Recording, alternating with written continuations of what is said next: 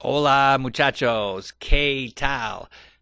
You'd be right if you said that we use both por and para to mean for. This time, let's talk about when's the right time to use por and when's the right time to use para, and also when they mean other things like by, through, in order to, for the sake of, to, through, along, considering that, and a whole bunch of other things.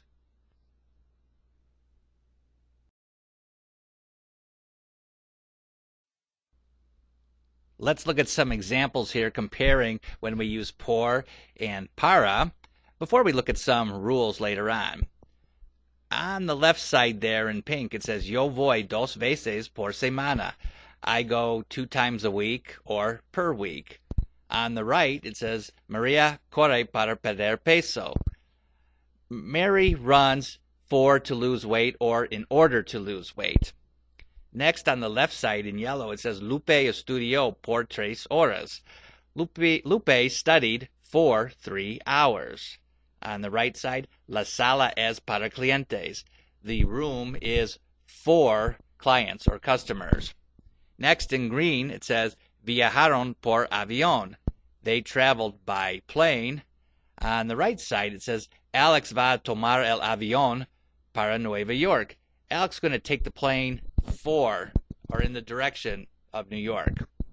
In red, it says Carlos fue por su libro de texto. Carlos went for his textbook.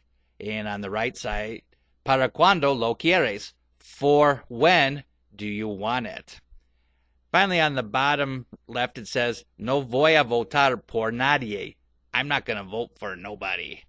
And on the right side, it says, su madre tomó una aspirina para el dolor de cabeza. Your mother, or his mother, took an aspirin for her headache. You see here, there are differences between por and para and in the way we use them.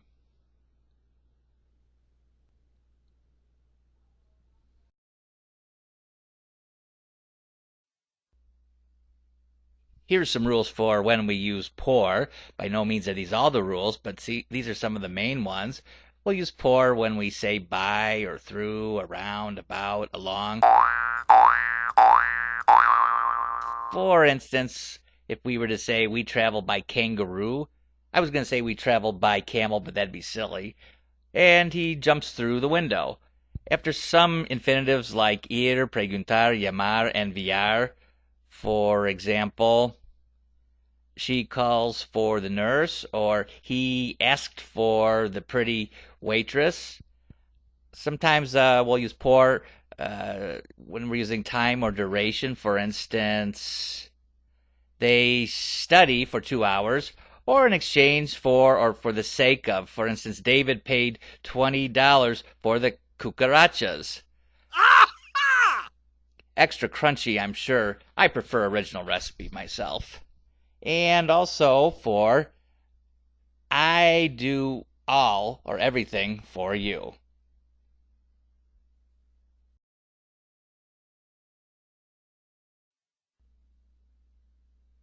And a few more rules for using por.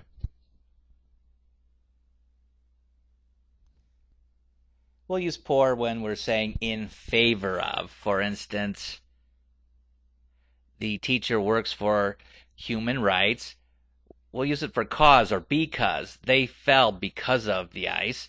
We'll use it for rate or to mean per, as in 5%, or I work for $1 per day or a day. Expressions, you've heard these, por favor or por ejemplo. Agent of an action. The mailman was bitten by the dog.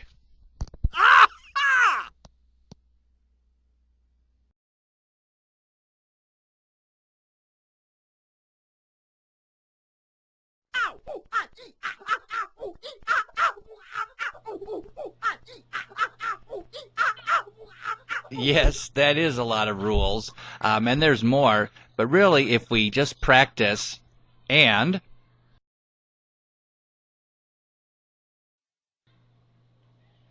compare those rules to when we use para, and then take a little mini prueba, it'll start to fall into place.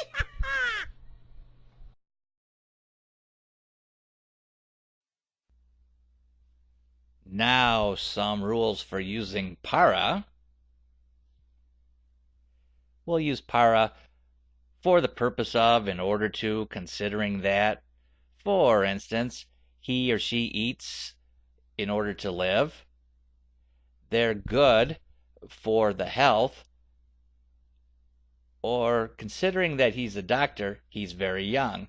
We'll use para for a specific time in the direction of a specific place. By or for tomorrow it will be complete, and they're going in the direction of Spain. We'll use para for the benefit of. It's for you.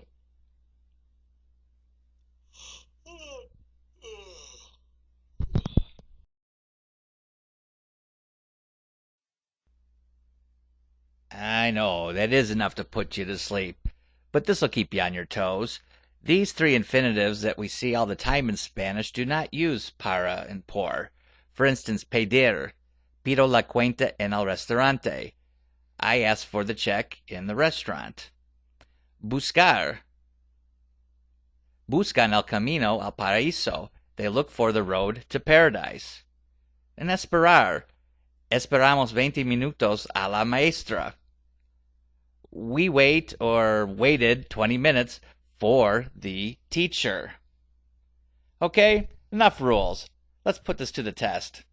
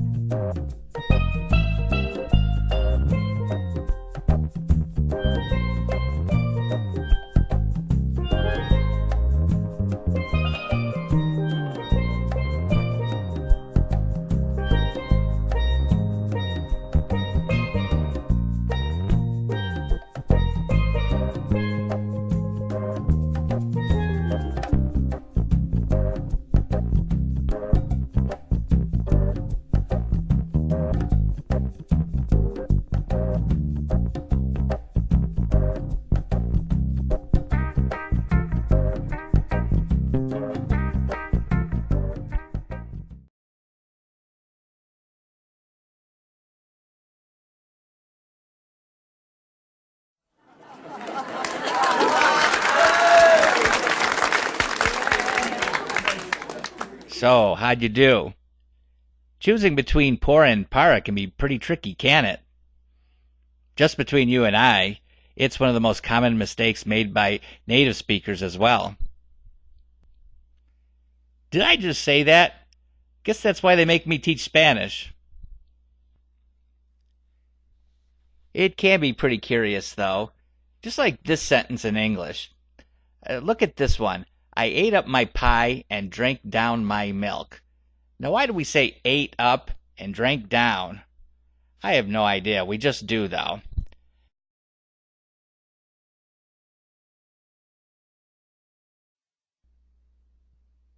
Sometimes it seems the same way in Spanish. Pretend you're in the ice cream store and somebody gives you 2 ice cream cones. You might ask, ¿Son para mí? But what if instead you ask, how much are the ice cream cones? And somebody told you, well, los helados son 2 por $4.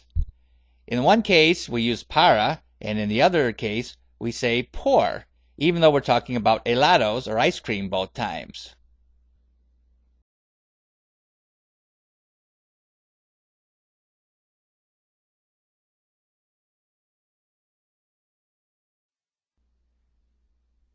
We talked about some of the rules about that earlier, but maybe we can break this down to a few simple rules. It might be easier to learn a few simple rules first and then expand from there. Some of these simple rules will get you through a lot of cases. For instance, for por, think it means in exchange for, by, or through. An example would be paga $7 por un libro de español. For para, a simple rule, in order to, purpose, or use.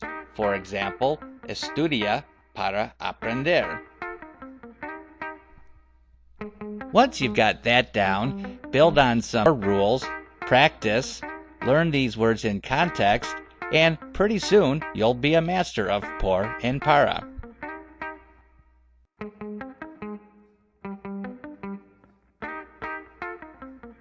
Practice, practice, practice. See you next time.